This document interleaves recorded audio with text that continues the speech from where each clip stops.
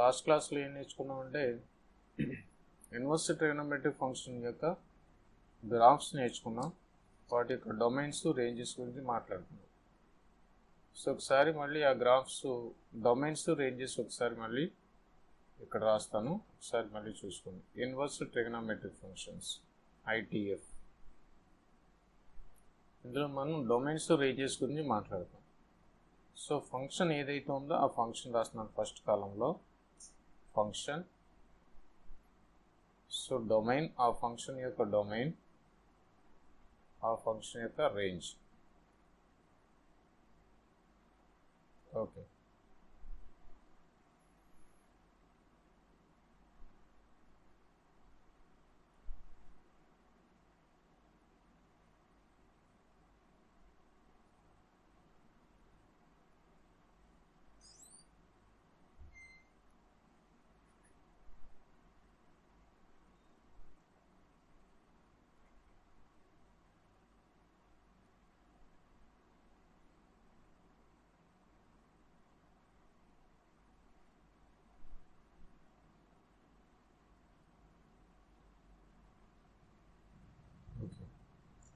first function sin inverse of x.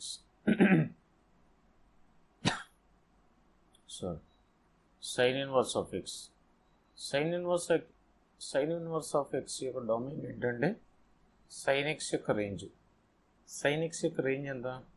-1 to 1. అది దీనికి domain అవుతుంది, క్లోజ్డ్ ఇంటర్వల్. రేంజ్ వచ్చేటప్పుడు sin ఇన్వర్స్కి -π/2 to π/2. ఈ గ్రాఫ్ ఒకసారి అబ్జర్వ్ చేసుకోండి. గ్రాఫ్లో మనకి ఈ విధంగా -π/2 నుంచి +π/2 వరకు ఉంటుంది. ఒకసారి మీరు గ్రాఫ్ కూడా ఐడెంటిటీ కోసం సో జస్ట్ ఒక స్మాల్ ఐడియా ఇస్తాను. గ్రాఫ్ మీరు డ్రా చేస్తే దీనికి sin ఇన్వర్స్ ఆఫ్ x ఎలా ఉంటుందంటే ఇది π/2, ఇది -π/2. సో -1 +1. సో ఇక్కడ నుంచి దీని యొక్క గ్రాఫ్ ఈ విధంగా ఉంటుంది. Next cos inverse of x. cos inverse of x చూస్తే దీని యొక్క domain sin inverse of x యొక్క domain same. So -1 to 1 domain, range వచ్చి క్లోజ్డ్ ఇంటర్వల్ 0 to π అవుతుంది, 0 to π. అలాగే tan ఇన్వర్స్ ఆఫ్ x తీసుకుంటే tan ఇన్వర్స్ ఆఫ్ x యొక్క domain tan x యొక్క రేంజ్. tan x యొక్క రేంజ్ ఎంత? R. కాబట్టి దాని యొక్క డొమైన్ ఏమవుతుందంటే R అవుతుంది. రేంజ్ ఏమవుతుందంటే -π/2 టు ఓపెన్ ఇంటర్వల్ -π/2 to π/2. ఇది tan ఇన్వర్స్ యొక్క రేంజ్. అలాగే cot ఇన్వర్స్ ఆఫ్ x చూసాం అనుకోండి, cot ఇన్వర్స్ ఆఫ్ x కూడా డొమైన్ R అవుతుంది. ఏం చేత tan x, cot x యొక్క రేంజ్ ఏది? cot x యొక్క రేంజ్ R. కాబట్టి cot ఇన్వర్స్ ఆఫ్ x యొక్క డొమైన్ R అవుతుంది. సో దీని యొక్క రేంజ్ ఏమవుతుందంటే దీని యొక్క రేంజ్ ఓపెన్ ఇంటర్వల్ 0 to π. ఏం చేత π దగ్గర డిఫైన్ కాదు, 0 దగ్గర కాట్ కాబట్టి కాట్ 1/, లేకపోతే cos/sin కాబట్టి sin 0 దగ్గర π దగ్గర డిఫైన్ కాదు. ఇక్కడ కూడా అంతే, tan π/2 దగ్గర డిఫైన్ అవ్వదు కాబట్టి -π/2 +π/2 వదిలిపెట్టేసేయాలి. అలాగే దీన్ని కూడా ఓపెన్ బ్రాకెట్ పెట్టాలి, క్లోజ్డ్ కాదు. కాస్కి దీనికి డిఫరెన్స్ ఉన్నది, కాస్ ఏమో క్లోజ్డ్ ఉంటుంది, ఇదేమో ఓపెన్ ఉంటుంది. అలాగే cosecant x, cosecant inverse of x. దీని డొమైన్ తీసుకుంటే ఓపెన్ ఇంటర్వల్ కొసీకెంట్ x యొక్క రేంజ్, కొసీకెంట్ ఇన్వర్స్ యొక్క range -∞ -1 union open interval 1 to ∞ అవుతుంది. అది దీని యొక్క డొమైన్. రేంజ్ ఏమవుతుందంటే కొసీకెంట్ x కాబట్టి -π/2 నుంచి +π/2 వరకు ఉంటుంది, క్లోజ్డ్. కానీ ఇది 0 దగ్గర డిఫైన్ అవుతుంది. సైన్ అంటే కొసీకెంట్ అంటే 1/sin కదా, 1/sin అంటే sin 0 దగ్గర అన్డిఫైన్డ్ అవుతుంది కాబట్టి దీన్ని 0ని ఎక్స్క్లూడ్ చేయాలి ఇందు నుంచి. నెక్స్ట్ తర్వాత సీకెంట్ ఇన్వర్స్ ఆఫ్ x మనం చూస్తే దీని యొక్క డొమైన్ కొసీకెంట్ ఇన్వర్స్ యొక్క డొమైన్ సేమ్. అయితే రేంజ్ చూసేటప్పుడు cos x ఎలా అయితే ఉందో ఇది కూడా అంతే, కానీ 90 దగ్గర డిఫైన్ అవ్వదు. 0 π ఇంక్లూడ్ చేయొచ్చు, కానీ π/2ని ఎక్స్క్లూడ్ చేయాలి. ఇంచేత π/2 దగ్గర అన్డిఫైన్డ్ అవుతుందన్నమాట. ఓకేనా. సీకెంట్ ఇన్వర్స్ ఈ డొమైన్స్ రేంజెస్ మీకు బాగా క్లారిటీ ఉండాలన్నమాట ఇన్వర్స్ ట్రిగనోమెట్రీ చేసేటప్పుడు. గ్రాఫ్లో ఒకసారి బాగా అబ్జర్వ్ చేస్తే మీకు ఇది క్లారిటీ వస్తుంది. ఓకేనమ్మా. సో ఇందులో ఒక ప్రాబ్లం చూడండి. First problem,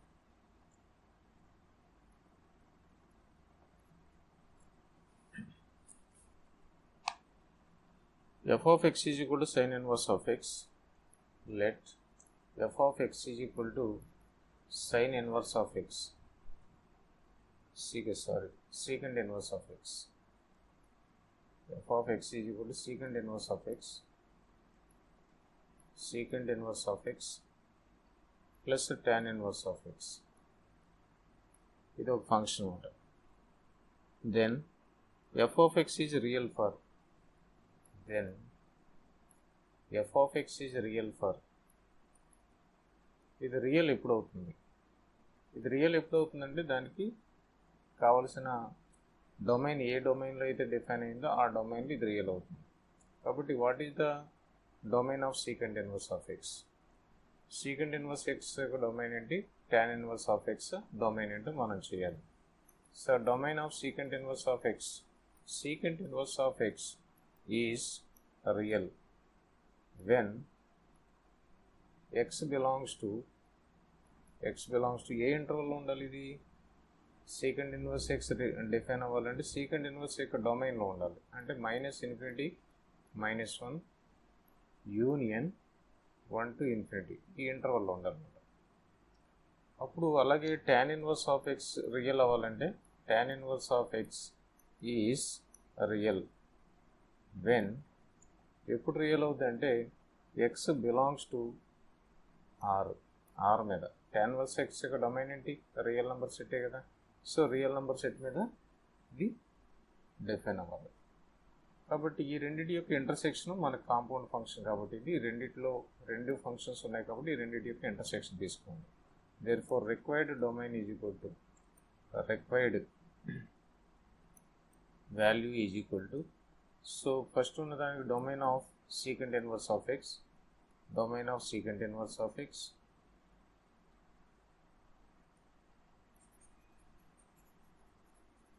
required value is equal to ఏమవుతుంది? ఫస్ట్ ఇచ్చిన దానికి ఆరో ఇంటర్సెక్షన్ రియల్ నెంబర్కి ఇంటర్సెక్షన్ -∞ -1 యూనియన్ 1 to ∞ రెండింటికి ఇంటర్సెక్షన్ చేయాలి. ఇంటర్సెక్షన్ చేస్తే ఏమవుతుంది? ఫైనల్లో అవుతుంది. ఇది ఆర్ అంటే బిగ్ సెట్ కదా, రెండింటికి ఇంటర్సెక్షన్ చేస్తే -∞ -1 యూనియన్ -∞ -1 యూనియన్ ఓపెన్ బ్రాకెట్ ఇది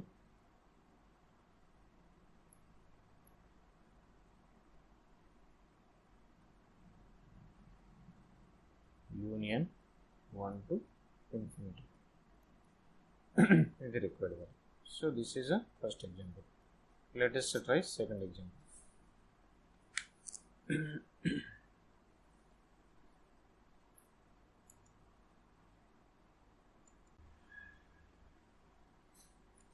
ఒకసారి మీరు ఇది ఒకసారి చూడండి. cos inverse of x, cos inverse of y, cos inverse of z is equal to 3π. then xy plus yz plus zx is equal to ఎంత? ఒకసారి జాగ్రత్తగా అబ్జర్వ్ చేస్తే ఇది ఏ, ఇది బి, ఇది సి అనుకోండి. Cos inverse of X maximum minimum values మనకు idea ఉన్నాయి. గ్రాఫ్ నుంచి మనం చూస్తే కాస్ ఇన్వర్స్ ఆఫ్ ఎక్స్ అనేది ఎప్పుడైనా సరే 0కి 5కి మధ్యలో ఉంటుంది. గ్రాఫ్ నుంచి చూసినా మీకు ఇది అర్థం అవుతుంది. కాస్ ఇన్వర్స్ ఆఫ్ ఎక్స్ ఎక్కడ ఉంటుంది అంటే దీని యొక్క మ్యాక్సిమం వాల్యూ ఎంత? 5. వై యాక్సిస్ మీద చూడాలి దాని value.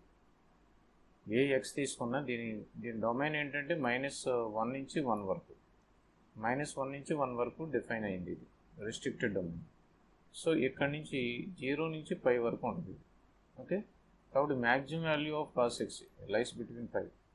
So maximum value of cos inverse of x is equal to maximum value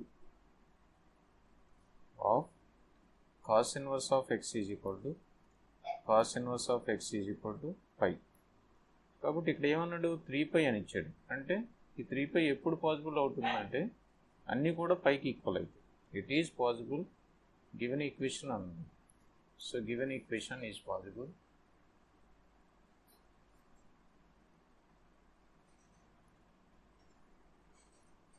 So 1 is possible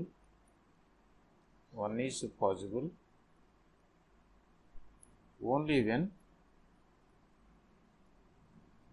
when so each of them equal to pi, only when cos inverse of x is equal to pi and each of them cos inverse x కానీ cos inverse of pi కానీ cos inverse of z కానీ each కూడా పైకి equal అవ్వాలి. cos inverse of y is equal to pi and cos inverse of z is equal to pi. ఈ మూడు possibility అవుతాయి. So ఇప్పుడు ఏమవుతుంది, cos x is equal to cos pi అయితే ఎక్స్ ఈజ్ ఈక్వల్ టు ఎంత అవుతుంది, cos pi. Cos inverse of x is equal to pi అయితే x is equal to cos pi. అలాగే y is equal to cos pi and z is equal to cos pi. Cos pi value ఎంత, -1. దీన్ని బట్టి కూడా y is equal to -1 and z is equal to -1. X వాడు అడిగింది ఏంటి, x into y, y into z, z into x అడిగింది. For x into y plus y into z plus z into x is equal to ఏమవుతుంది, -1 into -1 plus -1 into -1 plus -1 into -1. -1 into -1 అంటే 1 plus 1 plus 1 అంటే 3. దీని final answer. Okay, next.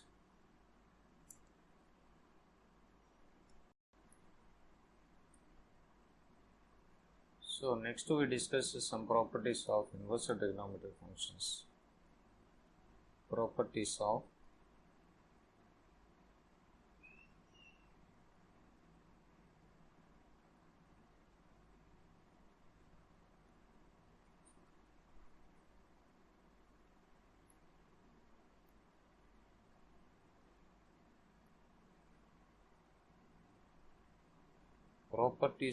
inverse trigonometric functions.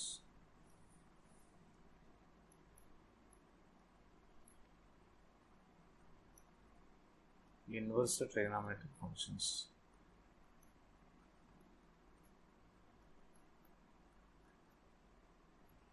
Inverse trigonometric functions యొక్క properties ఒకసారి చూస్తే, first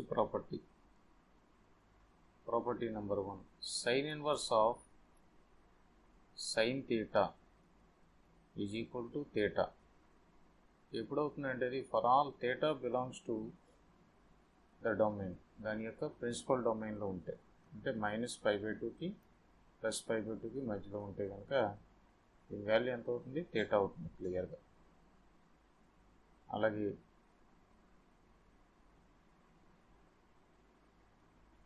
దీని గ్రాఫ్ను కూడా మనం డ్రా చేయొచ్చు. యాక్చువల్గా దీని గ్రాఫ్ ఎలా ఉంటుందంటే ఇంకొక కేసులో డిస్కస్ చేద్దాం. Graphs later explain. సో ఒకసారి ఈ ప్రాపర్టీస్ మెయిన్ ప్రాపర్టీస్ తీసుకుందాం. ప్రిన్సిపల్ డొమైన్లో ఉంటే కనుక theta అవుతుంది. అలాగే సెకండ్ ప్రాపర్టీ వచ్చి cos inverse of cos theta is equal to cos inverse of cos theta is equal to theta when theta belongs to principal domain. దాని యొక్క ప్రిన్సిపల్ డొమైన్ ఏంటి, 0 to π ఈ ఇంటర్వల్లో ఉండాలి.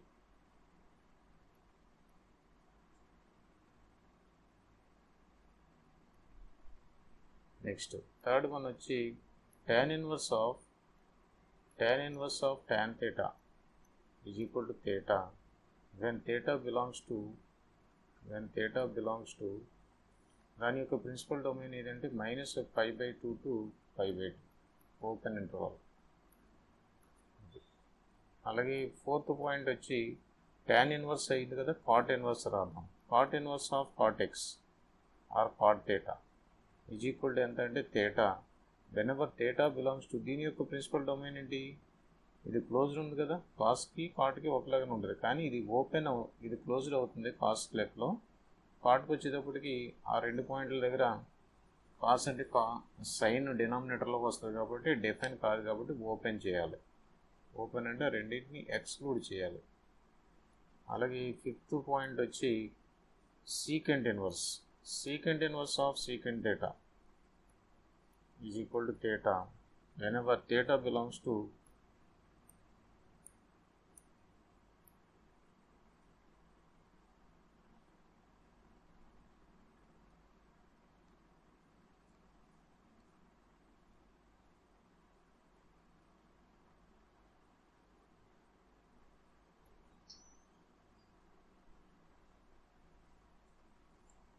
when theta belongs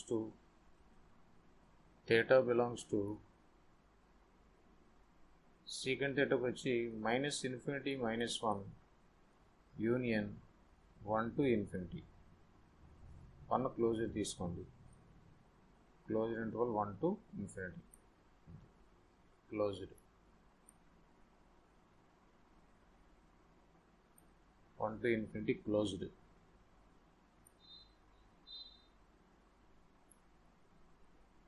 అలాగే next one వచ్చి cosecant inverse of cosecant theta is equal to theta whenever theta belongs to the same interval minus మాట్లాడాము ఇక్కడ theta belongs to ఇది కాదు, రేంజ్ రాసిన secant theta యొక్క రేంజ్. secant theta ఎక్కడ ఉండాలి, పొరపాటు రాశాను. secant theta దీని యొక్క డొమైన్లో ఉండాలి, రేంజ్ కాదు రాసేది, దీని యొక్క డొమైన్లో ఉండాలి.